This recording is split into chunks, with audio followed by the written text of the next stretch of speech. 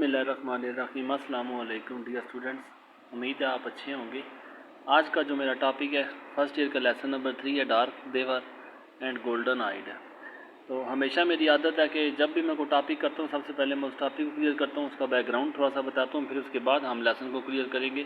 फिर आपको इस लेसन की बड़ी अच्छी समझ आनी है। गो के लेसन थोड़ा सा मुश्किल भी है, साइंटिफिक हवाले से भी थोड़ा सा इंपॉर्टेंट है, और इसके साथ साथ अगर जब तक आप इसका बैकग्राउंड नहीं जानते तब तक आप इस लेसन को अच्छा समझ नहीं सकते। तो इस लेसन को मैंने सबसे पहले इसका इंट्रोडक्शन करवाने से पहले मैं आपको इसकी कुछ इंपॉर्टेंट बातें बता दूं, हल्की फुल्की इसके बारे में इंफॉर्मेशन है। इससे जो बैकग्राउंड है उस हवाले से आपको थोड़ा सा गाइड करके फिर लेसन की तरफ लेके चलूँगा। तो इसके बैकग्राउंड के हवाले से सबसे पहले आप जान लें कि जो दुनिया में 2 बड़ी जंग हुई है, इस जंग के बैकग्राउंड में ये लेसन लिखा गया है। ठीक है, पहले आप इसका बैकग्राउंड देख लें, फिर मैं आपको टॉपिक क्लियर करता हूँ, फिर मैं कैरेक्टर की तरफ लेके चलूँगा आपको। तो सबसे पहले जो है आपको मैंने बताया इसमें दुनिया में 2 बड़ी जंग है। एक जंग वर्ल्ड वार 1 है, और पहले आपको बता दूं कि वार और बैटल जो है दूसरे नंबर पे बैटल आती है। ये दोनों चीज़ें आप एक्स्ट्रा चीज़ें साथ साथ जो रिलेटेड होती है, मेरी कोशिश होती है अपने स्टूडेंट्स को साथ साथ मैं बातें ज़रूर बताऊँ। वार है और बैटल है, दोनों का मतलब जंग होता है। ठीक है, अब वार जो होती है ये पूरी दुनिया की जंग होती है जिसमें मोर देन 2 कंट्रीज़ इन्वॉल्व होती हैं। अब बैटल जो होती है ये बिटवीन 2 नेशन हो जाएगा, बिटवीन 2 कंट्रीज़ हो जाएगा, बिटवीन 2 ट्राइब्स हो जाएगा। अब इस तरह 2 के दरमियान हो तो वो बैटल होगा, और ज़्यादा के दरमियान होगी तो वो जंग होगी। अब यहाँ पे जो डार्क देवर एंड गोल्डन आइड की बात की जा रही है, इसमें वर्ल्ड वार की बात की जा रही है, बैटल की बात नहीं की जा रही। इसलिए बता रहा हूँ कि अक्सर बच्चे क्वेश्चन के आंसर में वो वार लिख देते हैं, वार के बजाय बैटल लिख देते हैं। तो दुनिया में 2 बड़ी जंगें हुई हैं, याद रखना आपने, इन जंगों को याद रखना। आप जब भी अगर इंग्लिश लिटरेचर के स्टूडेंट्स या इंग्लिश को जब भी आप रीड करेंगे, आप हो ही नहीं सकता कि इन जंगों का वाला किसी जगह पे ना आए इसे। तो बहुत सी राइटिंग जो है इन जंगों के बैकग्राउंड में लिखी गई है। पहली जंग जो है वो 1915 टू 1919 है। अक्सर बुक्स में आप देखोगे डेट जो है वो 1914 से 1919 लिखी होती है, जबकि कुछ में 1915 से 1919 होती है।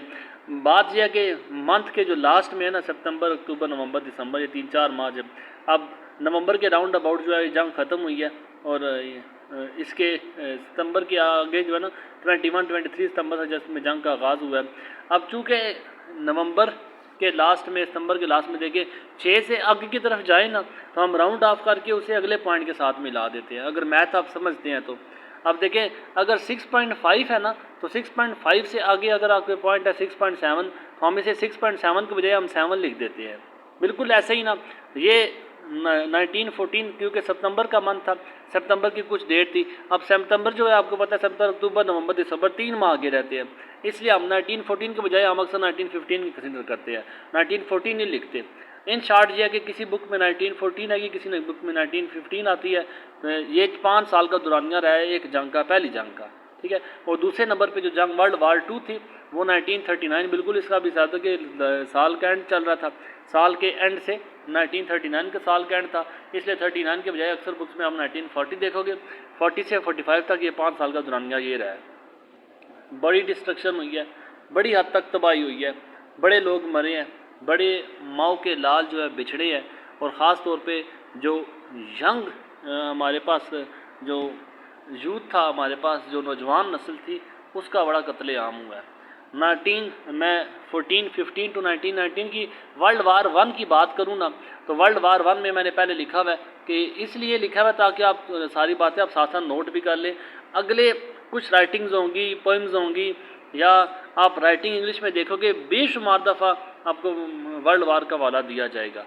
आप इसके बारे में हल्की फुल्की मालूमात, में थोड़ी सी मालूमात लिखी ताकि आप अपने माइंड में रख लें कि अगर वर्ल्ड वार 1 की बात करें ना, तो 40 मिलियन पार्टिसिपेटेड थे, 40 मिलियन जो लोग थे उन्होंने इस जंग में पार्टिसिपेट किया, और राउंड अबाउट हाफ पॉपुलेशन जो थी जंग की वो मारी गई थी। और ये मोस्टली आप याद रखें, जंग में औरतें नहीं जाती, ना होने के बराबर होती हैं, जंग में बूढ़े नहीं जाते, जंग में बच्चे नहीं जाते, जंग में ज़्यादातर अमला जो होता है वो सारा नौजवान नस्ल पर मुश्तमिल होता है, और मरने वालों की तादाद भी सबसे ज़्यादा नौजवान की होती है। बाकी जो रगड़े में आते हैं औरतें, बच्चे, बूढ़े, वो अलग है। ठीक है, अब ये देखिए 20 मिलियन के करीब लोग, हाफ पॉपुलेशन जो थी वो मारी गई थी। ये वर्ल्ड वार 1 की बात है। और जो वर्ल्ड वार 2 की बात करूँ जो 1939 से 1945 तक जारी रही, 5 साल का दौरानिया से कम माना जाता है। और मोर देन 30 कंट्रीज होती है उसमें, 30 ममालिक से ज़्यादा। आप देख लें, अगर एक मुल्क जो है, आप पाकिस्तान का हिसाब लगा लेंगे तो 25 करोड़ है, 25 करोड़ के हिसाब से हम 25 को 30 के साथ मल्टीप्लाई करें, आप देख लें कितने लोग बनते हैं उस हिसाब से। और फिर 75 to 80 मिलियंस जो थे, बड़ी तादाद में। अब ये कोई आपकी स्टोरी नहीं चल रही या कोई आप फिल्मी सीन नहीं देख रहे, ये रियलिटी को बता रहा हूँ आपको। हकीकत में इतने लोग जो करोड़ों की तादाद में, अरबों की तादाद में लोग मरे थे। अब उसके बाद बेशुमार राइटर्स उठे, बेशुमार नावलिस्ट उठे, बेशुमार लिखारी उठे, लिखने वाले उठे, और उन्होंने जंग के बारे में अक्सर औकात अपने कालम लिखे, अपनी स्टोरीज लिखी, अपने नावल लिखे कि जंग नहीं होनी चाहिए। अगर जंग होगी तो हम अपनी खित्ता ज़मीन को तबाह कर देंगे। आपको लेसन के बैकग्राउंड की तरफ लेके चाह रहा हूँ, इसके बैकग्राउंड, ताकि आपको समझ लगे कि डाक देवात जो लिखा गया है ये क्यों लिखा गया है, इसका बैकग्राउंड क्या था, वजह क्या थी इसकी। अब जंग की वजह से 1945, आप डेट याद रखें, 1945 जो थी, 1945 नागासाकी और हिरोशिमा जापान के 2 शहर थे। अब इनमें एटम बम का इस्तेमाल किया गया 1945 में अमेरिका की तरफ से एटम बम का। मैं आपको हल्का सा हवाला दे रहा हूँ। अब उस एटम बम का तो असर ये था कि दुनिया में जिस जगह पे भी आप अगर देखें एटम बम का इस्तेमाल करेंगे, आप हिरोशिमा और नागासाकी को लाजमी याद रखें। अब इस तरह तबाही थी कि दोनों शहर जो थे मुकम्मल तौर पे लम्हा बार में चंद सेकंड के अंदर अंदर उस एटम बम के इस्तेमाल से चंद सेकंड के अंदर बूढ़े बच्चे जो जवान हर चीज़ जो लाशों के साथ बिखरे हुए हैं। अब पूरी फ़ज़ा आग से, धुएँ से, काले रंग से भर गई थी। अब हर चीज़ जो थी, दरख्त, फूल, बेल, बूटे, इंसान, पहाड़ियाँ, हर चीज़ जल के राख हो गई थी। अब उस एटम बम का जहर का असर इतना था कि कई 100 साल तक वहाँ पे जो नॉर्मल लाइफ पैदा नहीं हो सकी। बच्चे जो पैदा होते थे वो डीफॉर्म होते थे, डिसेबल पैदा होते थे, किसी न किसी बीमारी के साथ पैदा होते थे। अगर एक एटम बम का इस्तेमाल अगर एक शहर के अंदर इतना भयानक किया गया, अगर इसी एटम बम का इस्तेमाल पूरी दुनिया के अंदर इस्तेमाल किया जाए, पूरी ज़मीन के इस्तेमाल किया जाए, आप पूरी ज़मीन का हिसाब लगा सकते हैं कि अभी तक वहाँ पे, हाँ, गो कि उन्होंने सर्वाइव किया, उन्होंने उसके बाद अब जीना सीखा, रहना सीखा, टेक्नोलॉजी के दान में बढ़ा, उन्होंने कामयाबी हासिल की। लेकिन मैं कहना ये चाह रहा हूँ कि एटम बम का इस्तेमाल कितना ख़तरनाक था कि वहाँ तक उन्होंने कई साल तक वहाँ पे आबादी जो थी, वहाँ पे जो ज़िंदगी थी, वो अपनी असल शक्ल में वजूद नहीं रख सकी। ठीक है, अब ये एटम बम का इस्तेमाल है। राइटर ये लिखना चाह रहा है, राइटर ये कहना चाह रहा है कि अगर हमने ज़मीन में जंग को ना रोका, अगर हमने ज़मीन में एटम बम के इस्तेमाल को ना रोका, अगर हमने ज़मीन में लड़ने झगड़ने को ना रोका, तो कोई शक नहीं है कि आने वाले चंद सालों के अंदर, आने वाली सदी के अंदर इस ज़मीन का नामो निशान नहीं होगा। आप देखें, अगर आप साइंस की समझ बूझ रखते हैं ना, आपको पता है पूरी कायनात के अंदर, जहाँ तक साइंस का इल्म है, जहाँ तक हमारा इल्म है, इस ज़मीन के अलावा किसी जगह में ज़िंदगी का वजूद नहीं है। ज़मीन के साथ बेशुमार सियारे हैं। अब मार्स है, जो इसके अलावा जुपिटर है। अब बेशुमार आप देखिए, कुछ सियारे आग के गोले बने हुए हैं और कुछ सियारे इंतहाई ठंडे हैं कि वहाँ पे ज़िंदगी का वजूद मुमकिन ही नज़र आता।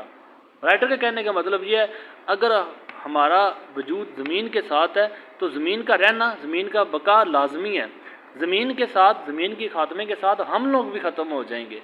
अगर हमने ज़मीन की परवाह न की, अगर हमने जंग ऐसे जारी रखी, अगर हमने एटम बम का इस्तेमाल जारी रखा, तो कोई शक नहीं है कि आने वाले चंद सालों के अंदर हम ना सिर्फ ज़मीन को भी तबाह करेंगे और हमारा खुद की जो बकाया वो भी हमारा मुश्किल हो जाएगा वहाँ पे रहना। अब ऐसे ये एक फ़िक्शन है, ठीक है, मैं आपको फ़िक्शन, FICTION, फ़िक्शन कहते हैं जो इमेजिनरी स्टोरी होती है, जो तख़य्याती स्टोरी होती है, जो आप बनावटी स्टोरी जो आप खुद से बनाते हैं। अब मार्स एक जगह आप याद रखें, ठीक है, मार्स आपको पता है मरीख को कहते हैं। मरीख जो ज़मीन के पास जो सबसे ज़्यादा सियारा है। अब साइंसदानों का ख्याल है कि आने वाली जो ज़िंदगी है, आने वाले जो साल है, उसमें मुमकिन है कि मार्स के अंदर ज़िंदगी का वजूद हो, मार्स के अंदर रहना शुरू कर दे। अब ऐसे ना, अब इस पे एक बनावटी स्टोरी लिखी है, एक तख़य्याती स्टोरी लिखी है, एक फैब्रिकेशन हुई है, एक उसमें अब खुद से बनी बनाई एक स्टोरी लिखी है मार्स के ऊपर। ठीक है, अब ज़मीन पे जंग शुरू हो गई है। अब क्योंकि साइंसदानों का ख्याल है कि अगर ज़मीन पे वर्ल्ड वार 3 होती है तो ना सिर्फ इस ज़मीन का ख़ात्मा होगा बल्कि पूरी इंसानियत का ख़ात्मा होगा। अब क्योंकि 1945 के बाद तक आपको मैंने बताया जंग हाल ही है, और कोई फिल्म स्टोरी नहीं बता रहा, हकीकत की बातें बता रहा हूँ। आप अगर तारीख़ की किताबें उठाएं, आपको पता चलेगा दुनिया के अंदर कितनी कत्लो गारत और कितने लोग मारे गए हैं। अब एक फैमिली जो थी वो इस लेसन में dark they were and golden eyed, title आपको समझाता हूँ लेकिन बैकग्राउंड से आपको मैं आगे के लेसन की तरफ लेके जा रहा हूँ। इन शॉर्ट ये है कि ज़मीन के बगैर हमारा वजूद मुमकिन नहीं है। ज़मीन पे वर्ल्ड वार 3, अब मैं आपको फ्यूचर की तरफ लेके जा रहा हूँ, आहिस्ता आहिस्ता मुस्तकबिल की तरफ लेके जा रहा हूँ कि अगर ज़मीन पे जंग शुरू होती है तो फिर आने वाली ज़िंदगी हमारे लिए कैसे होगी। हम ये सोचते हैं कि हम ज़मीन को तबाह करके हम मार्स के ऊपर जाके हम रहना सीख जाएंगे, हम रह लेंगे, तो मार्स के ऊपर किस तरह की ज़िंदगी आप देख सकते हैं, मार्स के ऊपर क्या कुछ होगा, उस पर एक स्टोरी लिखी गई है, उस पर एक कहानी लिखी गई है। ये कहानी एक बनावटी कहानी लिखी गई है ताकि आपको समझ आ सके, ताकि आपको एक लेसन दिया जा सके कि ज़मीन जो है आपकी it is the only survival है। आप रह सकते हैं तो ज़मीन पे रह सकते हैं, ताज़ा वाह खाना खुराक आपको हर तरह की नेमत ज़मीन पे मैसर है। ज़मीन के बगैर आपको ये नेमतें किसी जगह पे मैसर नहीं होंगी। ठीक है, हो सकता है आप अपनी अना में, आप अपनी ताकत के नशे में आप इंसानियत को तबाह कर दें, लेकिन इंसानियत के तबाह के बाद अब आप भी अकेले रह जाएंगे। इसी सारी बात को, इसी सारे लेसन को उसने स्टोरी के थ्रू प्रेजेंट किया है कि एक फैमिली जो है, अब इस फैमिली में आप याद रखिए ये 3 मेंबर्स थे। ठीक है, इस फैमिली में 3 मेंबर्स थे, इसके अलावा बेशुमार मेंबर है, लेकिन जो मेन करेक्टर उनकी बातें कर रहा हूँ मैं, हैरी है। हैरी, इसके साथ साथ आप इसको ये भी याद रखिए कि बिटरिंग के नाम से इसका जो ख़ानदान है वो बिटरिंग ख़ानदान है। ठीक है, बिटरिंग के नाम से आप इसे याद रखिए, BTRING, बिटरिंग के नाम से आप इसे नाम याद रखिए कि बिटरिंग फैमिली जो है मतलब हैरी की फैमिली है। हैरी या कोरा इसकी वाइफ है और ये इसके 2-3 बच्चे हैं, उनके नाम भी लेता है। अब अक्सर इसके फैमिली के बिटरिंग फैमिली में how many members are there in Bittering family पे क्वेश्चन भी आता होता है, लेकिन जो मेन करेक्टर है वो मेन करेक्टर इसका हैरी का करेक्टर है। ठीक है, हैरी को एज ए रिप्रेजेंटेटिव बताया गया। हैरी उन लोगों में शुमार होता है जो ज़मीन को बचाना चाहता है, जो ज़मीन से प्यार करता है, जो किसी दूसरी खिता ज़मीन पे जाना नहीं चाहता। ठीक है, अब मेन करेक्टर आप हैरी का याद रख ले, कोरा इसकी वाइफ है। अब कुछ ऐसे होता है कि एक फैमिली जो है वो ज़मीन पे जंग छिड़ने के बाद वर्ल्ड वार 3 स्टार्ट होती है। वर्ल्ड वार 3 स्टार्ट होने के बाद एटम बम का इस्तेमाल होना है, तो अमेरिका जो है, जो इंग्लिश कंट्रीज़ है, ये क्या करती हैं, अपने लोगों को मार्स के ऊपर भेजना शुरू कर देती है थ्रू रॉकेट के थ्रू अपने मार्स पे लोगों को भेजना शुरू करते हैं। ये मैं आपको बता चुका हूँ, ये बनावटी एक स्टोरी है। ठीक है, कि सिर्फ सिखाने के लिए सबक के अगर ज़मीन नहीं रहेगी तो ज़मीन के बगैर क्या कुछ चेंजेस आप देखोगे। ठीक है, ज़मीन आपका ओनली सर्वाइवल है, ज़मीन आपकी सिर्फ और सिर्फ अकेली जगह है जहाँ पे आप ज़िंदा रह सकते हैं, जहाँ पे आप नॉर्मल ज़िंदगी गुजार सकते हैं। ज़मीन के बगैर आप नॉर्मल ज़िंदगी गुजार नहीं सकते। इस बात को प्रूव करने के लिए उसने हैरी को करेक्टर लिया। हैरी एक उसने इमेजिनरी एक तखयलाती करेक्टर लिया, इस करेक्टर उसने स्टोरी में डाला। हैरी के साथ साथ कुछ लोग जो हैं, आपको बताया जंग छिड़ जाने की वजह से जो हुकूमत है वो रॉकेट में अपने लोगों को मार्स पे भेजना शुरू करती है, मरीख पे भेजना शुरू करती है, जो पास से आ रहा है ज़मीन के। अब मरीख पे भेजना शुरू करती है रॉकेट के साथ। ठीक है, अब जिन लोगों को भेजा जाता है, बेशुमार लोग मरीख पे जाते हैं, कुछ पहले जाते हैं, कुछ बाद में जाते हैं। अब जाने वालों में हैरी भी शामिल है उनके अंदर। ठीक है, अब मरीख के अंदर हैरी भी शामिल है उस रॉकेट के अंदर, जिस रॉकेट में मरीख की तरफ जाया जा रहा है। अब हैरी वहाँ तक पहुँचता है, मरीख पे पहुँच जाता है, अपनी फैमिली को सर्वाइव कर लेता है, अपनी फैमिली को बचा लेता है। वहाँ पे और भी हज़ारों लोग होते हैं जो आगे पीछे बिखर जाती है। अब हैरी जो कि ये लवर ऑफ द अर्थ है, ज़मीन से प्यार करने वाला होता है। अब जो उस हैरी जैसे ही मरीख के ऊपर उतरता है, जैसे ही वो मरीख के ऊपर उनका रॉकेट आके उतरता है, हैरी निकलता है, इसके अंदर अजीब सी कशमकश शुरू हो जाती है, इसके अंदर अजीब सी बेचैनी शुरू हो जाती है, आबो हवा को महसूस करता है। आगे पीछे के जो इंसिडेंट्स देखते हैं, आगे पीछे के जो इन्वायरमेंट होता है, जो माहौल होता है, उसको देखता है, बड़ी बेचैनी फील करता है। खैर, मैं आपको सारी कहानी तो नहीं बता सकता, मैं आपको सारी कहानी बता भी नहीं रहा, मैं जस्ट आपको लेसन का इंट्रोडक्शन दे रहा हूँ कि आपको पता चले कि लेसन स्टार्ट होगा तो ये लेसन कहाँ से स्टार्ट होगा, इसके बैकग्राउंड में सारी क्या बातें हैं। इन सारी बातों को आप अपने माइंड में रखना है। फिर हम इस स्टोरी को देखते हैं। अच्छा, हैरी जो है वो मार्स के ऊपर उसने स्टे कर दिया, हैरी का रॉकेट जो है वो मार्स के ऊपर रुक गया है। ठीक है, अब हैरी को उतारने के बाद हैरी जब उतरता है अपनी वाइफ के साथ, और लोग भी होते हैं, सारे आगे लोग आगे पीछे बिखर जाते हैं। हैरी अपनी फैमिली के साथ जब नीचे उतरता है, तब आपको बताया वो बेचैनी महसूस करता है। वो कहता है कि यहाँ पे आसपास कुछ ना कुछ उल्टा है, कुछ ना कुछ अनहोनी है, कुछ ना कुछ ऐसा होने वाला जो कुछ नहीं होना चाहिए था। अब वो शुरू में डर जाता है कि नहीं, हमें मार्स पे नहीं आना चाहिए था, हमें ज़मीन पे वापस जाना चाहिए था। जबकि उसकी जो वाइफ है वो और लोगों की तरह वो कहती है कि ज़मीन पे हम वापस कैसे जा सकते हैं, ज़मीन पे जंग छिड़ी हुई है, हम यहाँ पे सही सलामत महफूज हैं।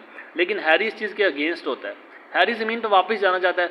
अब इन शॉर्ट ये है कि उनका मार्स पे पहुँचना, आपको बताया मार्स पे क्यों आए हैं, जंग ज़मीन पे कैसी हालत हो गई है।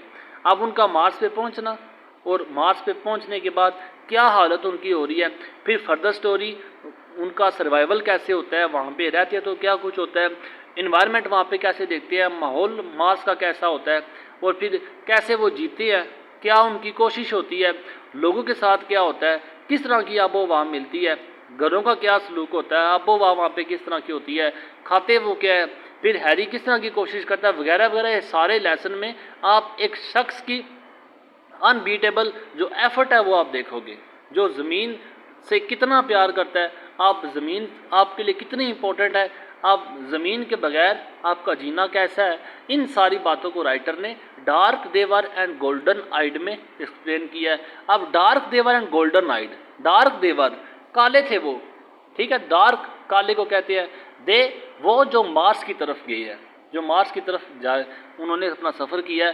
डार्क देवर वो काले थे, एंड गोल्डन आइड और उनकी आंखें गोल्डन थी।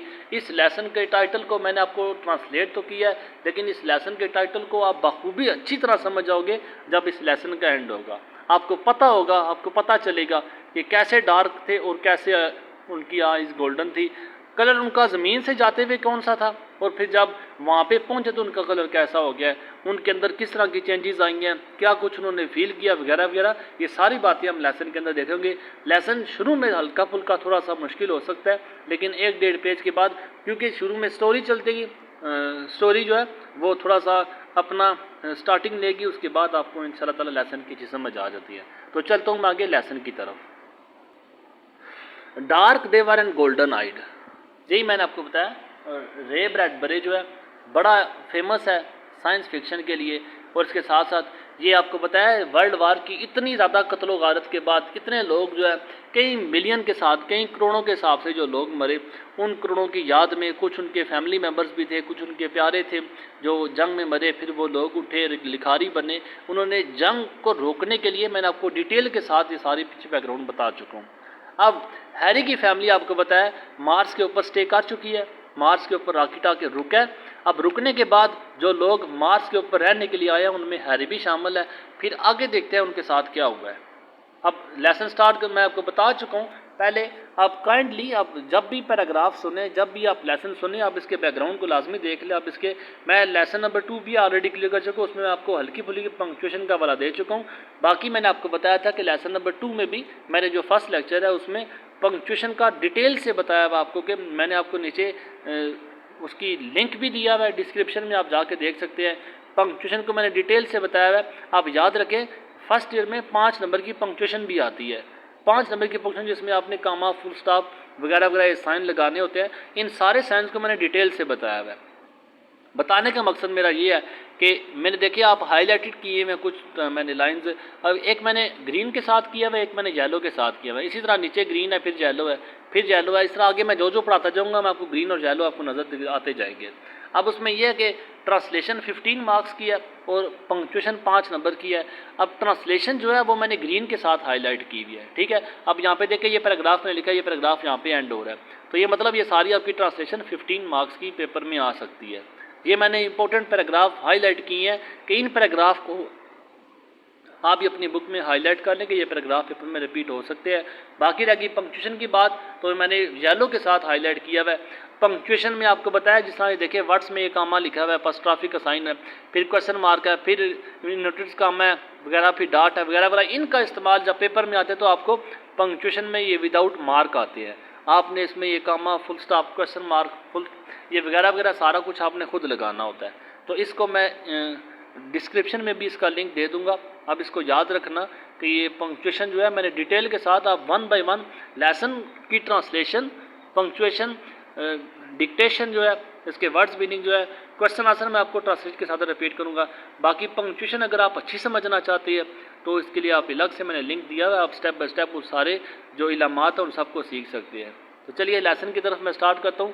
द रॉकेट मेटल कूल्ड, मैंने आपको बताया कि रॉकेट का जो मेटल है चूँकि वो लेके आ चुका है हैरी और उसकी फैमिली को, उसके सारे लोगों को, तो वो मार्स पे पहुंच चुके हैं अब ये, ठीक है। क्यों पहुंच चुके हैं आपको बताया, ज़मीन पे जंग शुरू हो गई है। अब रॉकेट जो है घूमते वक्त ने अपनी जो पॉपुलेशन उसको बचाने के लिए मार्स पे भेज दिया। उन्हीं पॉपुलेशन में हैरी भी शामिल है। तो रॉकेट मेटल का जो रॉकेट था, धात का जो रॉकेट था, कूल्ड वो ठंडा हो गया इन द मैडो विंड्स। मैडो सब्जाजार को कहते हैं, विंड्स हवा। तो सब्जाजार की हवाओं में जो धाती रॉकेट था वो ठंडा हो गया। तो पता है सफ़र करके आया ज़मीन से, मार्स पे पहुंचा तो आके वहाँ पे ठंडा हो गया। इट्स लीड अब कुछ ऐसे हिसाब आप देख ले। अब यहाँ पे ये इस तरह का देख ले रॉकेट। अगर आप ये देख ले रॉकेट बना हुआ है तो यहाँ पे ये इसका ढक्कन जो लगा हुआ है, यहाँ से आप देखें, आप दो इस तरह आपने देखी होगी, आप दो से लोग निकलते हैं इसका ये ढक्कन ऊपर से उतार के। अब रॉकेट का भी कुछ इस तरह के हिसाब है कि यहाँ पे ढक्कन लगा हुआ है ये वाला, इस ढक्कन को ऊपर उतारते हैं, उतार के फिर यहाँ से स्टेप बाय स्टेप लोग वहाँ से बाहर निकलते हैं, ठीक है। अब इट्स लीड जो रॉकेट था, इसका लीड कहते हैं कवर को, ये जो कवर जहाँ से अब लोगों ने बाहर निकलना है। अब क्या हुआ है, उसका जो रॉकेट का जो ऊपर कवर था, उन्होंने its cover gave a bulging pop. Bulging कहते हैं स्वेलिंग को, उभरती हुई को, निकलती हुई जो होता है, स्वेलिंग पॉप। पॉप कहते हैं, पॉप की आवाज़ है। अब ऐसे आपको मिसाल दे लूँ कि जब आप ड्रिंक खोलते हैं ना, तो आप उसका ढक्कन जब खोलते हैं तो आपको टाक की आवाज़ आती है, पॉप की आवाज़ आती है। अब ये वही पॉप की आवाज़ है। जैसे इसका ढक्कन उतरा है रॉकेट का, तो फिर इसका जो ढक्कन था गेवा बल्जिंग उभरती हुई, निकलती हुई पॉप की आवाज़ उसने निकाली। पॉप की आवाज़ को पॉप की आवाज़ के साथ ही आप निकलोगे। उम्मीद है आप समझ रहे हैं कि मैं क्या कहना चाह रहा हूँ। फ्रॉम इट्स क्लॉक इंटीरियर, अब जैसे ढक्कन ऊपर से उतरता तो फिर उस ढक्कन से उतरने के बाद जो इसका ऐसे क्लॉक कहते हैं घड़ी नुमा ऐसे गोल जो था, ठीक है। अब ये उसका ऊपर से ढक्कन उतर गया, ठीक है। ढक्कन उतरने के बाद ये उसका ये सारा जो है ये स्पेस आ गई। अब यहाँ के अंदर, यहाँ से अंदर लोग बाहर निकलेंगे। फ्रॉम इट्स क्लॉक इंटीरियर, इसका जो क्लॉक था, इसकी जो घड़ी थी, इंटीरियर कहते हैं इंटरनल पार्ट को, ठीक है। अब इसके अंदर से, यहाँ से ऊपर से ढक्कन उतर गया, अब इसके अंदर से लोग निकलना शुरू होंगे। तो क्लॉक घड़ी नुमा इंटीरियर अंदरूनी हिस्से से स्टेप कदम रखा, अ मैन एक आदमी ने, ठीक है। अब यहाँ पे लोग बाहर निकले एक एक करके। एक आदमी ने इसकी घड़ी नुमा हिस्से से उन्होंने कदम रखा। अब वुमैन एक औरत ने, एंड 3 चिल्ड्रन उसके 3 बच्चों ने। अब याद रखें how many members were there in Harry family, Harry है, वाइफ है, एंड दियर 3 चिल्ड्रन। 3 चिल्ड्रन में आप एमसीक्यूज को निशान लगा ले कि आप उसके हैरी के कितने में, how many children are there in Harry's family, there are 3 children are there in Harry family. अब इसको याद रख ले कि उसमें कितने बच्चे थे उसके। उसका एक आदमी निकला इसके अंदर से, एक औरत निकली, एंड 3 चिल्ड्रन और 3 बच्चे निकले। द अदर पैसेंजर्स जो ट्रैवलर्स जो मुसाफिर उनके साथ आए थे, विल्ड अवे। मेरी वीडियो थोड़ी सी लेंथी हो सकती है, बड़ी हो सकती है, क्योंकि मैं इसके साथ बच्चों को अक्सर औकात एक्स्ट्रा इन्फॉर्मेशन भी देता होता हूँ। और अगर आपको नहीं पसंद आती तो आप आगे कर सकते हैं, आप इसको सेकंड्स के साथ आगे लेके जा सकते हैं। लेकिन अगर आप सुनेंगे तो आपका अपना फ़ायदा है। विल कहते हैं बेसिकली, विल जो वर्ड है, अगर आप गिलास पानी का लें ना, तो गिलास के पानी भरा हुआ हो आपके पास, आप उसमें ना अपनी उंगली घुमाएं ना ऊपर से, तो आपको पता है उसमें ऐसे सर्कल बन जाते हैं पानी के अंदर, ये सर्कल बन जाते हैं। यही सर्कल दरियाओं के अंदर भी बनते हैं, यही सर्कल समंदरों के अंदर भी बनते हैं, ठीक है। अब इस सर्कल को जो होता है ना, ये विल कहते हैं, ये गर्दाब होता है, ठीक है। इसको उर्दू में हम गर्दाब कहते हैं, बवर जिसे कहते हैं, ठीक है। अब ये विल बेसिकली वर्ड ये होता है, विल पूल जो होता है, विल के आगे PWL पूल गर्दाब होता है, फिर जिसमें सर्कल होता है उसको कहते हैं। वर्ड बेसिकली इसका मतलब ये है। अब विल लवे यहाँ पे जो है, अब विल सर्कल में कोई इधर गया, कोई ऐसे गया, कोई इस तरफ गया, कोई इस तरफ गया, ये घूम के जा रहे हैं। अब जो पैसेंजर जो थे यहाँ पे wheeled away, rushed away, walked away, वो निकल गए, तेज़ी के साथ बिखर गए अक्रॉस द मार्टियन मेडोज। याद रखें मार्स जैसा देखें, पाकिस्तान से पाकिस्तानी है, चाइना से चाइनीज़ है। अब इसी तरह मार्स है तो मार्स से मार्टियन है, ठीक है। मार्टियन, मार्स कहते हैं मरीख को, और मार्टियन कहते हैं जो मरीख वाले हैं, ठीक है। अब याद रखना आपने इसी तरह जैसा चाइना से जो चाइनीज़ हो गए, चाइनीज़ मतलब चाइना के रहने वाले, पाकिस्तान से पाकिस्तानी हो गए, पाकिस्तानी जो पाकिस्तान के रहने वाले हैं। इसी तरह मार्स से मार्टियन है, मार्टियन जगह जगह पर रिपीट होगा, आपको पता नहीं चाहिए मार्टियन से क्या मुराद है। अब जो अदर्स पैसेंजर्स जो दूसरे मुसाफिर थे व्हील्ड अवे, वो तेज़ी से बिखर गए अक्रॉस पार द मार्टियन मेडोज, मार्टियन मरीखी, मेडो कहते हैं सब्जाजार को, मरीख के सब्जाजारों में वो बिखर गए। लीविंग द मैन, छोड़ दिया उन्होंने मैन, आदमी को, अलोन, अकेला छोड़ दिया, अमंग हिज फैमिली, अमंग और बिटवीन का मैं आपको बता चुका हूँ, अमंग का क्या मतलब होता है और बिटवीन का क्या मतलब होता है। अमंग कहते हैं दरमियान को, और बिटवीन भी होता है दरमियान है। अमंग ज़्यादा के दरमियान होता है, बिटवीन दो के दरमियान होता है, ठीक है। अब इस हैरी के पास बच्चे भी थे, बीवी भी थी, अब दो से ज़्यादा मेंबर्स है, इसलिए मैं अमंग लिखा है। इसलिए बता रहा हूँ कि ग्रामर में आपको क्वेश्चन पूछा जा सकता है। अब क्या हुआ कि जो पैसेंजर्स थे वो मार्टियन मेडोज़ में, इस मरीखी सब्जाजारों में आगे पीछे बिखर गए, और क्या किया कि उन्होंने इस आदमी को अकेला अपनी ख़ानदान के हमरा अकेला छोड़ दिया। The man felt his hair flutter, जैसे हैरी नीचे उतरा, आपको बताया उतरते साथ ही बेचैनी महसूस, किस तरह की बेचैनी महसूस कर रहा है आप इस पूरे पैराग्राफ में उसकी बेचैनी देखोगे। उतरते साथ ज़मीन पे कैसा इन्वायरमेंट था, मार्स पे आके कैसा इन्वायरमेंट है वो फील कर रहा है। वक्त के साथ साथ आप आगे देखते जाओगे कि क्या कुछ चलता जा रहा है।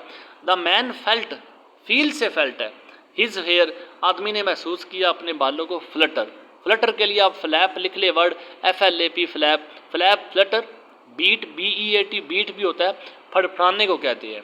अब आदमी ने महसूस किया अपने बालों को फड़फड़ाता महसूस किया, जैसे आप देखें परिंदे जो अपने पर फड़फड़ाते हैं, इसी तरह बालों को उसने फड़फड़ाता महसूस किया। And the tissues of his body, tissues muscles जो है उसके, जो मसल्स ऑफ हिज बॉडी, उसके जिस्म के जो मसल है, जो एसाब है, जैसे स्किन कह लें आप उसकी, अब उसने अपने जिस्म की जो जिल्द है ड्रा टाइट, सख्त होती महसूस की। आपको पता है जैसे नीचे उतरा है उसने चेंजेस महसूस करना शुरू कर दिया है, उसे पता चल गया कि कुछ ना कुछ गड़बड़ ज़रूर है यहाँ पे, ज़मीन जैसा माहौल यहाँ पे नहीं है। उतरते साथ ही क्या हुआ कि उसने महसूस किया उसके बाल फड़फड़ा रहे हैं, उसने महसूस किया उसके जिस्म की जो साख्त है वो सख्त होती जा रही है। एज इफ़, ऐसे जैसे कि ही वर स्टैंडिंग, वो खड़ा था at the centre of A vacuum, vacuum खला, VOID, वाइड के साथ भी स्पेस और वाइड दोनों लिख ले आप, वैक्यूम के साथ स्पेस या वाइड, उसे ऐसे लगा जैसे वो खला के मरकज़ में है, मरकज़ में खड़ा था। अच्छा आप देख ले, इसमें चूंकि मैं ग्रामर भी डिस्कस करूँ यहाँ पे, ही वर, अक्सर बच्चे पूछते भी होते हैं कि ही के साथ या हम आई के साथ भी या शी के साथ भी अक्सर औक़ात हम वर का यूज़ देखते हैं, तो हम ये ही के साथ तो वाज का यूज़ होता है, तो हम वर का यूज़ क्यों करते हैं। अब देखें एज इफ़ जो सिमिलरिटी, जब ये पहली बात तो याद रखें, जब भी एज इफ़ को आप देखेंगे, एज इफ़ या एज दो, THOUGH दोनों वर्ड लिख लें आप ताकि आपको याद रखें, ठीक है। अब ऐसे कि जब आप इसको कहते हैं subjunctive case, SUBJUNCTIV, subjunctive case होता है।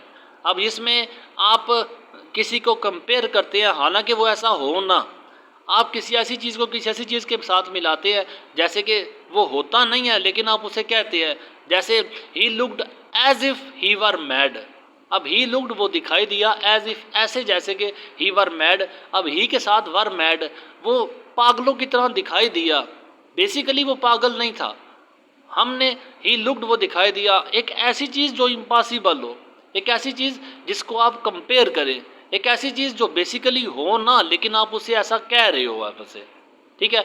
आप ज़रूरी नहीं कि इसमें एज इफ़ आए, लेकिन जब भी आप ही शी के साथ, इट के साथ वर का यूज़ देखेंगे, आप उसको ऐसे देखेंगे कि उसमें किसी चीज़ के साथ कंपेयर किया जा रहा होगा, लेकिन बेसिकली वो चीज़ वैसी होगी नहीं। जैसे कि आपको एक और एग्जांपल भी दूँगा, चाहे मैंने एग्जांपल्स को लिख लिया अगर तो आपको अच्छी समझ आ सके। अब उसमें he looked at the oyster as if it were an egg, आप एज इफ़ को, he looked at the oyster as it were an egg, अब उसने ओयस्टर को देखा, सीप को देखा, एज इफ, एज को लिख दे, इफ ना भी लिखे बेशक, as it were an egg, अब इट के साथ वर का, इट वर एन एग, उसने ओयस्टर को तरफ, उसने सीप को ऐसे देखा जैसे कि वो अंडा था, बेसिकली वो सीप था, अंडा नहीं था।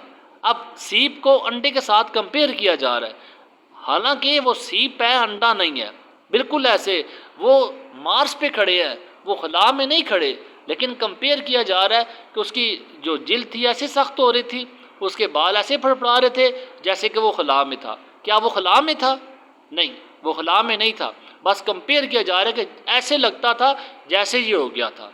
तो उम्मीद है कि आपको समझ आए। ऐसे केसेस जो होते हैं वो सब्जेक्टिव केस कहलाते हैं और इनमें आप वायद के साथ भी वर का यूज़ करते हैं। और ये भी याद रखें, जो आपके पेपर में जो ग्रामर का पोर्शन आता है उसमें एक जो ग्रामर का नंबर होता है उसमें इनमें से लाजमी देते होते हैं, तकरीबन 90-95% चांस होते हैं उनमें से ये वर वाला लाजमी सेंटेंस देती है। तो उम्मीद है आपको वर का इस्तेमाल आ चुका होगा। चले फिर उसके बाद हिज वाइफ, उसकी जो बीवी थी, बिफोर हिम, उसके सामने, सीम्ड दिखाई दी, seemed to will away, will away बिखर जाएगी। विल के लिए आप रस्ट भी लिख सकते हैं, विल के लिए आप स्कैटर्ड भी है, SCATTERED स्कैटर्ड भी है, विल के लिए स्प्रेड भी है। अब इस तरह के 3-4 वर्ड आप उसमें याद रख लिया, लिख लिया करें, ताकि इनमें से कोई भी वर्ड रिपीट हो आपको पता होना चाहिए कि इसमें से ये वर्ड मैं याद कर चुका हूँ। अब उसकी बीवी जो थी उसके सामने दिखाई दी, लुक्ड ऑलमोस्ट तकरीबन टू विल अवे, कि वो बिखर जाएगी इन स्मोक, स्मोक में हल हो जाएगी, धुएं में हल हो जाएगी, धुएं में गायब हो जाएगी, धुएं में निकल जाएगी। द चिल्ड्रन, बच्चे जो थे, स्मॉल सीड्स, छोटे बीजों की मानिद, माइट शायद किसी भी लम्हे, at any instant, at any moment, instant कहते हैं मोमेंट। अब अपने आप को क्या फील महसूस किया? बाल फड़फड़ा रहे हैं, जिस्म सख्त हो रहा है जैसे कि मैं खला में खड़ा हूँ। उसकी बीवी की तरफ क्या महसूस किया? जैसे कि वो भी धुएं में उड़ जाएगी। बच्चों की तरफ देखा तो कैसे महसूस कर रहा है? वो तो छोटे बीज की तरह उसे नजर आ रहे थे। माइट शायद, at any instant, at any moment, किसी भी लम्हे, बी सोन, बच्चे बीज की नजर आ रहे हैं, बी सोन, सो स्यू सॉन, सो बोना होता है, बीज का बोना होता है, SOW, फिर SEW, सो स्यू सेकंड वर्ब है, सॉन थर्ड वर्ब है। अब कहता है कि लगा ऐसे जैसे उसके बच्चे जो छोटे बीजों की मानिद बो दिए जाएंगे, to all Martians climate, climate weather, मरीख की आबो हवा में, मरीख के मौसम में शायद ये बीजों की मानिद बो दिए जाएंगे, मरीख के मौसम में हल हो जाएंगे। अब अपने बारे में क्या महसूस किया, बीवी के बारे में क्या महसूस किया, बच्चों के बारे में क्या महसूस किया? इन चार्ट ये कि उतरते साथ उसे महसूस किया कुछ ना कुछ गड़बड़ ज़रूर है। The children looked up at him, बच्चों ने उसकी तरफ देखा, लुकड अप ऊपर देखा, एट हिम उसकी तरफ, एज जैसे कि पीपल लुक टू द सन। याद रखें, सिमिली को अब याद रख लिया आप, सिमिली को, सिमिली कहते हैं मुशाबत को, ठीक है। उसमें आप किसी चीज़ का कंपेयर दूसरों के साथ करते हैं, ये सिमिली होती है। सिमिली सिमिलर करना, किसी को मिलाना किसी के साथ। बहुत ज़्यादा सिमिली यूज़ करे हैं, बार बार वो सिमिली यूज़ करता है, क्या कि वो मैं जिस जगह पे आपको बताऊंगा इसमें सिमिली को यूज़ कर रहा है। पहले देखिए आप कि बच्चों ने उसकी तरफ देखा, कैसे? एज, एज और लाइक के साथ जोड़ना ये सिमिली का सबसे पहला रूल होता है। आपकी सेंटेंस को एज के साथ जोड़ते हैं, he is as brave as lion, ऐसे बहादुर है एज लायन, जैसे कि शेर बहादुर है। अब देखिए उसकी बहादुरी शेर के साथ कंपेयर की जा रही है। ये जो कंपैरिजन केस होता है ये सिमिली जो होता है, ठीक है। आप इसको सिमिली को मैं पोइम के अंदर आपको डिटेल से पढ़ाऊंगा आप इसको, ठीक है। अब ये देख लें कि इस लेसन में सिमिली बड़ी यूज़ करता है, मुशाबत बड़ी यूज़ करता है, कंपैरेटिव केस यूज़ करता है, कंपैरिजन बड़ा करता है। बच्चों ने इसकी तरफ ऐसे देखा, as people look to the sun, simile जो जैसे लोग सूरज की तरफ देखते हैं, टू टेल बताने के लिए, what time of their life it is, जैसे आपको पता है सूरज को देख के आप बता सकते हैं सुबह का वक्त है, दोपहर का वक्त है, शाम का वक्त है या रात का वक्त है। अब उस लोगों जैसे लोग सूरज को वक्त देखने के लिए वक्त देखने के लिए सूरज का इस्तेमाल करते हैं, ऐसे बच्चों ने इसकी तरफ देखा, लुक्ड एट हिम, लोग बच्चों ने इसकी तरफ देखा, एज जैसे कि पीपल लुक टू द सन, जैसे लोग सूरज को देखते हैं, टू टेल ये बताने के लिए, what time of their life, what क्या टाइम वक्त है, ऑफ दियर लाइफ उनकी ज़िंदगी का कौन सा वक्त चल रहा है। हिज फेस वॉज कोल्ड, उसका चेहरा ठंडा था। व्हाट्स रॉन्ग, खड़े होकर महसूस कर रहे हैं, उतरते साथ उसे महसूस हो कि कुछ ना कुछ गड़बड़ है।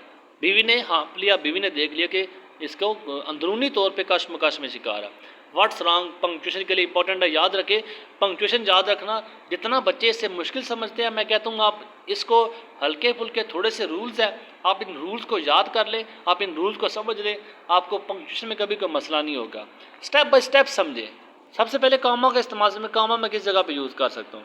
एपस्ट्रॉफी का इस्तेमाल समझें, आप क्वेश्चन मार्क का इस्तेमाल समझें, आप एक्सक्लेमेशन साइन का ये सारे साइन आप स्टेप बाय स्टेप समझे, तब आपको पंक्चुएशन बड़ी अच्छी समझ आएगी। अक्सर बच्चे पंक्चुएशन को रट्टा लगा रहे होते हैं, इसलिए बता रहा हूँ कि आप इसमें देखें पंक्चुएशन कितना ज़्यादा इस्तेमाल है इसमें। यहाँ पे अब what's wrong asked his wife, what's देखिए डब्ल्यू कैपिटल है, उससे पहले इन्वर्टेड कामा है, इन्वर्टेड कामा के बाद आप देखिए रॉन्ग के आगे इन्वर्टेड कामा है, फिर आगे आप इसके में इन्वर्टेड कामा। मैंने सारी बातें डिटेल से बताई हैं, लिंक मैंने बार बार आपको बताऊँ, लिंक मैंने डिस्क्रिप्शन में दिया है, आप पंक्चुएशन को सुन सकते हैं। तो बीवी ने हाँप लिया, कोई मसला चल रहा है अंदरूनी तौर पर, पूछती है व्हाट्स रॉन्ग, व्हाट्स प्रॉब्लम, क्या मसला है। आस्क्ड हिज वाइफ, उसकी बीवी ने पूछा let's get back on the rocket, चलो लेट्स गेट बैक, वापस चलती है ऑन द रॉकेट, रॉकेट में वापस चलती है। अब क्योंकि जान छुड़ा के आए, आपको बताया बैकग्राउंड बताया आपको, ज़मीन पे जंग छिड़ी हुई है, बीवी बच्चों को साथ लेके कैसे वापस जा सकती है। Go back to the earth, go back to the earth. ज़रूरी नहीं है क्वेश्चन के लिए आपको व्हाट, वाई, वेयर वगैरह के हाउ के वर्ड्स आएंगे, आप अपने अंदाज से अगले को बता सकते हैं, आप क्वेश्चन कर सकते हैं। अब ज़रूरी नहीं कि इसके लिए क्वेश्चन के लिए आप what, why, where, when, how इस तरह के वर्ड्स यूज़ करें। Go back to the earth और go back to the earth दोनों में डिफरेंस है। आपके एक क्वेश्चन वाला अंदाज है, एक आपका स्टेटमेंट वाला अंदाज है। Go back to the earth एक बात, go back to the earth अब देखिए दूसरी बात, go back to the earth question mark पता चला कि हमें क्वेश्चन किया गया है हैरानगी के साथ, उससे पूछ लिया है ज़मीन पे वापस जाएं, यस हाँ। अब वो देखे एक्सक्लेमेशन का साइन जो फीलिंग्स को शो करता है, अच्छी बुरी फीलिंग्स हो सकती हैं, यस हाँ लिसन सुनो। The wind blew as if, the wind हवा, blew blow, blew blown, blow BLOW BLEW BLOWN, blew हवा का चलना होता है। The wind blew as if, फिर देखें सिमली को यूज़ कर रहा है, एज के आप जब भी आएगा आप इसे देखें सिमली को यूज़ करके, विंड हवा एज इफ ऐसे चल रही थी, flake away, flake away, flake away fly से वे, फ्लेक अवे उड़ा के ले जाना, दियर उनकी आइडेंटिटीज शनाख्त को, हवा ऐसे चली जैसे उनकी शनाख्त को फ्लेक करके ले जाएगी, फ्लाई करके ले जाएगी उनकी शनाख्त को। एट एनी मूवमेंट किसी भी लम्हे, द मार्टियंस, मार्टियन एयर मरीखी हवा, might draw his soul, might शायद ड्रा निकाल लेगी, हिज सोल उसकी रूह, फ्राम हिम उससे। अब महसूस कर रहा है किसी मरीख की हवा उसके अंदर से उसकी रूह निकाल लेगी। As marrow comes from a white bone, फिर इस कंपैरिजन यूज़ कर रहा है, उसकी रूह कैसे निकालेगी, जैसे कि मैरो कहते हैं गोदे को, पिच जो होती है हड्डी के अंदर जो गोदा होता है, कुछ लोगों को बड़ा पसंद होता है। अब हड्डी के अंदर जैसे गोदा, comes from a white bone, जैसे हड्डी के अंदर से सफ़ेद हड्डी के अंदर से गोदा निकलता है, ऐसे मार्टियन की जो एयर है, मरीख की जो हवा है, वो उसके अंदर से उसकी रूह निकाल लेगी। कंपैरिजन कह रहा है उसकी रूह कैसे निकलेगी, जैसे हड्डी के अंदर से गोदा निकलता है। ही फेल्ट उसने महसूस किया, सब मर्ज्ड, सब मर्ज मिक्सड, ठीक है। अब ड्राउंड, सिंक डूब जाना, गर्क होना, इन अ केमिकल अपने आप को महसूस करता है कैसे केमिकल में मैं गर्क हो रहा हूँ, एक मैं केमिकल में मिक्स हो रहा हूँ, हल हो रहा हूँ। डैट कुड डिज़ाल्व, जो कि डिज़ाल्व कर देगी, जो कि सॉल्व कर देगी, जो कि हल कर देगी, जो कि मिक्स कर देगी। इज़ इंटेलेक्ट, इंटेलेक्ट कहते हैं इंटेलिजेंस को, उसकी जहानत को मिक्स कर देगी। And burn away is past, और जला देगी उसके माजी को। दे लुक्ड, उन्होंने देखा, एट द मार्टियन हिल्स। कोई कमी बेशी रह जाए तो आप मुझे लाजमी इन्फॉर्म किया करें, मैं इंशाअल्लाह ताला मैं कोशिश किया करूँगा नेक्स्ट वीडियो में उसको कवर करने की। तो दे लुक्ड, उन्होंने देखा, एट द मार्टियन हिल्स, मरीखी पहाड़ियों को देखा। That time had worn, worn wear wore, worn है, वियर पहनना होता है, wear wore worn third verb है इसका, लेकिन यहाँ पे वार्न जो अफेक्टेड के सेंस में है, अफेक्ट असरअंदाज होना। अब उन्होंने मरीखी पहाड़ियों को देखा। शुरू में आप थोड़ा सा साथ दें, शुरू में आप इसको समझे, इंशाअल्लाह ताला लेसन आपको एक सिर्फ शुरू का क्लाइमेट बता रहा है, आपको शुरू का आपको वो हल्का फुल्का हवाला दे रहा है कि कैसे उसने अचानक से चेंजेस महसूस करना शुरू कर दी। अब क्या हुआ कि हिल्स उसने, ही लुक्ड, उसने देखा, एट द मार्टियन हिल्स, मरीखी पहाड़ियों को देखा। दैट टाइम हैड वार्न, जिस पे वक्त असरअंदाज हुआ था। दैट टाइम हैड अफेक्टेड, जिस पे वक्त ने असर डाला था। With a crushing pressure, crushing disturbing, crushing destroying, तबाहकुन प्रेशर दबाव, आफियर सालों का। अब ऐसा कि अब उसने मरीखी पहाड़ियों को देखा जिस पे वक्त असरअंदाज होकर क्या हुआ था, क्रशिंग प्रेशर ऑफ ईयर्स, दबाव ऑफ ईयर, सालों के दबाव ने क्रश कर दिया था उन पहाड़ियों को, सालों के दबाव ने उनको तबाह बर्बाद कर दिया था उन पहाड़ियों को। दे सा, उन्होंने देखा, द द ओल्ड सिटीज़, पुराने शहरों को देखा। लॉस, गुम हो गई थी, इन दियर मेडोज, मेडोज सब्जाजारों में गुम हो गई थी। अब देखिए, lost in their meadows, old cities, शायद वहाँ पे उनसे पहले लोग आए थे, लेकिन आज उन लोगों का नामो निशान नहीं है। आज उन लोगों का सफ़े हस्ती से नाम ही मिट गया है। आज उनकी जगह पे घास उगा हुआ है। आज उनकी जगह पे वो सारा कुछ जो उनके मकान थे सब कुछ वो दब गया उनके अंदर। अब ओल्ड सिटीज़, पुराने शहरों को देखा, लॉस इन दियर मेडोज, गुम हो गई थी मेडोज, क्योंकि उन जगह पे अब सब्जा आ गया था सारा, शहर सारे तबाह बर्बाद हो गए थे। लेइंग, लाइक कहते हैं पड़ा होना, लाइक चिल्ड्रन डेलिकेट्स बोर्न, आपको बताया एज और लाइक के साथ सिमिली को यूज़ किया है। पुराने शहर जो थे वो गुम हुए थे सब्जाजारों में। कैसे? जैसे कि बच्चे जो होते हैं, जो बच्चों की नाजुक हड्डियाँ होती हैं, जैसे children's delicate bones, soft bones, बच्चों की नाजुक हड्डियाँ पड़ी हुई हो among the blowing lakes of grass, blowing lakes of grass, अब लहलाती ग्रास के अंदर बच्चों की जैसे नाजुक हड्डियाँ पड़ी हुई होती हैं, ऐसे क्या पड़े हुए थे? जो ओल्ड सिटीज़ मेडोज़ के अंदर पड़े हुए थे। लेक्स ऑफ ग्रास, लहलाती है ग्रास के। अब देखें कभी आप, जब हवा चलती है तो ग्रास को बेंड करती है, बेंड करती हुई फिर आगे, फिर घास ऊपर आता है, फिर अगला घास बेंड होता है, फिर इस तरह चलता जाता है, तो ये लहलाती ग्रास होती है, लहलाती घास होती है। अब लहलाती grass, blowing lakes of grass, अब लहलाती घास के अंदर बच्चों की नाजुक हड्डियाँ जैसे पड़ी होती हैं, ऐसे क्या पड़े हुए थे? ऐसे पुराने शहर मेडोज़ के अंदर पड़े हुए थे, सब्ज़ारों के अंदर पड़े हुए थे। ये ट्रांसलेशन मैंने इसीलिए ग्रीन किया, आपको बता रहा हूँ कि ट्रांसलेशन के लिए भी इंपॉर्टेंट पैराग्राफ है। चिन अप हैरी, अब ये कहता है सारा कुछ महसूस करो, अपनी बीवी को कह रहा है। अब chin up, be brave Harry, Harry बहादुर बनो, सेड हिज वाइफ, उसकी बीवी ने कहा, क्योंकि ऊपर बात हुई थी कि चलो ज़मीन पर वापस चलते हैं। अब वो कहता है कि सुनो ये सारा कुछ जो उसने महसूस किया है। फिर बीवी कहती है कि बी ब्रेव हैरी, हैरी थोड़े से बहादुर बनो, इट्स टू लेट, अब बहुत देर हो गई है। We have come over 60 million miles, आप इसे जो MCQ है उसके लिए आप याद रख लें। How many distance they covered from the earth to Mars, 60 million miles, हम 60 मिलियन जो है मीलों का सफ़र तय करके हम ऊपर आ चुके हैं। The children with their yellow hair, बच्चे जो थे येलो हेयर, अपने पीले बालों के साथ, होलर्ड, जो 3 वर्ड लिख ले आप इसके लिए, होलर्ड है, शाउटेड के साथ पेपर में ज़्यादा रिपीट होता रहता है, शाउटेड भी है, क्राइड भी है, CRID क्राइड, येल्ड भी है। ये 3-4 वर्ड इसलिए लिखवा रहा हूँ ताकि आपको नेक्स्ट जब भी रिपीट हो आपको पता होना चाहिए। होलर्ड, वो येल्ड, चीखे, at the deep doom of martyr sky, Doom ये शेप होती है, बटन बटन में आपने देखी होगी, ये शेप होती है जो गुंबद नुमा होती है, जो सर्कल में होती है। अब जो बच्चे थे पीले बालों के साथ, what was the colour of the eyes, what was the colour of the hair of the children, yellow hair. MCQs में छोटी छोटी बातें भी पूछी जाती हैं, और ज़रूरी नहीं कि जो पास पेपर्स के MCQs है वही आपके रिपीट होंगे। आप याद रखना कि छोटी छोटी बातें आप इनको अंडरलाइन किया करें, आप इसमें लिख लिया करें, हाईलाइटर पास रखिए, आप उसमें अंडरलाइन कर लिया करें। होलर्ड, क्राइड, येल्ड, चीखे, एट द डीप डूम, मेहराबी, गुंबद नुमा, जो मार्टियन स्काई, मरीखी आसमान था, उसकी तरफ देख के वो चीखे, चिल्लाए। देर वाज नो आंसर, लेकिन आगे से जवाब नहीं था। But the racing hiss, race से रेसिंग है, रेस आपको पता है भागने को कहते हैं, रेस जो दौड़ने को कहते हैं। अब हिस सनसनाहट होती है, हिस आवाज़ को कहते हैं, नॉइज़ ऑफ जो एयर है, हवा की जो आवाज़ है उसको सनसनाहट कहते हैं, ऑफ विंड। अब हवा की सनसनाहट थी, चलती हुई रेस, चलती हुई हवा भाग तो नहीं सकती, तो चलती हवा की सनसनाहट थी। बच्चों ने आसमान की तरफ देख के एक चीखे, एक उन्होंने नारा लगाया, लेकिन आगे से कोई जवाब नहीं था। बस लेकिन क्या था कि हवा जो थी वो बस हवा की सनसनाहट थी। Through the stiff grass, hard grass, सख्त घास के ऊपर से बस हवा की सनसनाहट की आवाज़ें थी और कोई आवाज़ नहीं थी।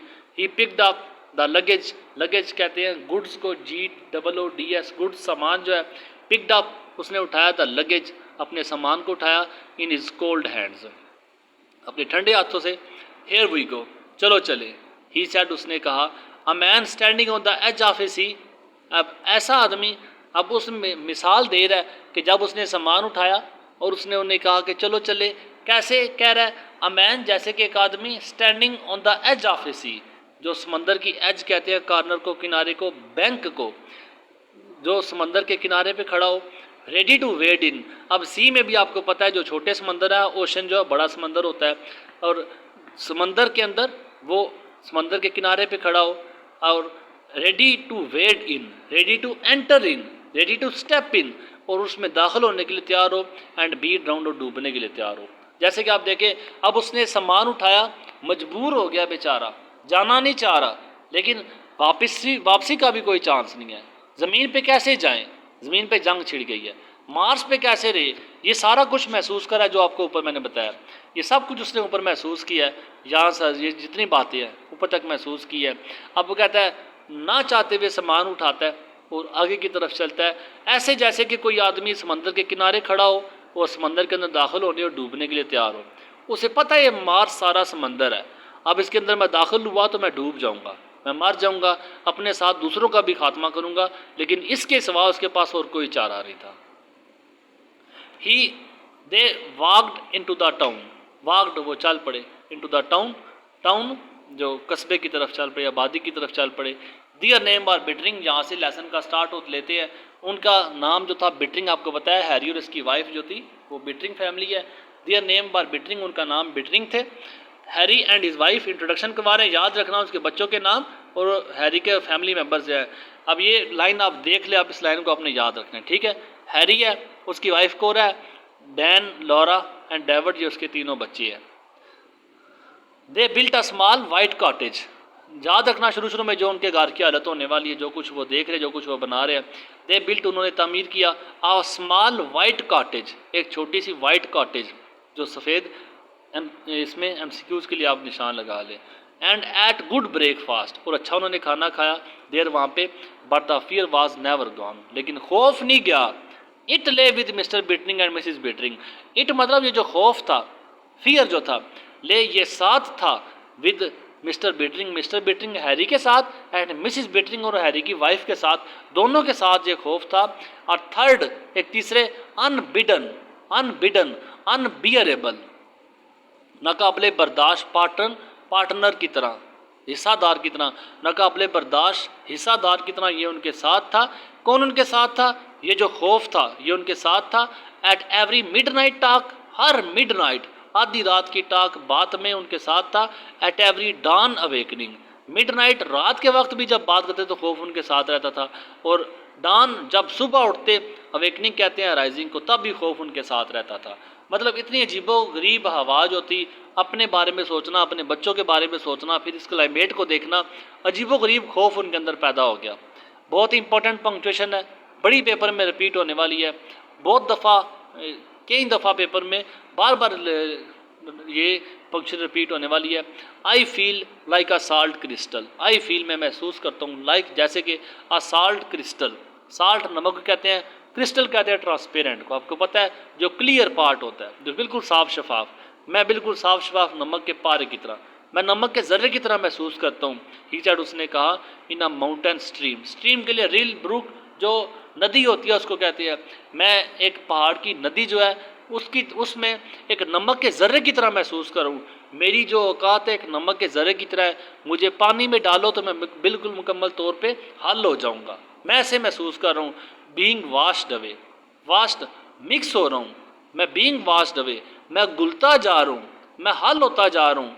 वी डोंट बिलोंग हेयर, हम यहाँ से बिलोंग नहीं करते, हम यहाँ से तलक नहीं रखते।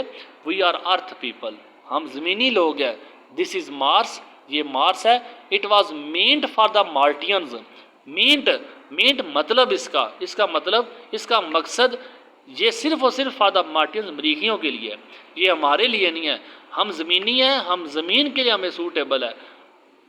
For heaven sake, for God sake, खुदा के वास्ते। Cora, let's buy tickets for home, चलो, ये देखिए साइन एक्सक्लेमेशन उसका डर को शो कर रहा है, उसकी फीलिंग को शो कर रहा है। चलो कोरा, चलो बाय टिकट्स, खरीदते हैं, टिकट फॉर होम, घर के लिए खरीदते हैं। But she only shook her head, लेकिन उसने सिर्फ शुक हर हेड, अपने सर को उसने जुम्बश दी। अपने सबको बताया था मैंने, शुक और इसके साथ साथ नोडिड होता है, NODDED। शुक कहते हैं नफ़ी में सारी लाने को, नोडिड कहते हैं हाँ में सारी लाने को, लेकिन उसने सिर्फ अपना सर नफ़ी में ला दिया। One day the atom bomb will fix the earth, एक दिन एटम बॉम्ब जो है विल फिक्स द अर्थ, ज़मीन को फिक्स कर देगा। फिक्स ये वर्ड सिनोनिम्स में भी रिपीट होता रहता है, डिक्टेशन में भी है। फिक्स द अर्थ मतलब डिस्ट्रॉय द अर्थ, ठीक है। हिट द अर्थ, ज़मीन को एक दिन एटम बॉम्ब जो है वो हिट करेगा, तबाह कर देगा। Then we will be safe here, फिर हम यहाँ पे सेफ होंगे, हम यहाँ पे महफूज होंगे। सेफ एंड इंसेन, सेफ सही, इंसेन मैड कहते हैं, क्रेजी को कहते हैं, लेकिन यहाँ पे एक जो पागल होता है, आपको पता है उसे दुनिया जहाँ की कोई टेंशन नहीं होती, चाहे दुनिया पे पहाड़ टूट जाए लेकिन पागल को अपनी फिक्र रहेगी। अब ये अपने आप को पागल कह रही है, जैसे कि बिल्कुल सही सलामत हम रहेंगे, हमें यहाँ पे कोई टेंशन नहीं होगी।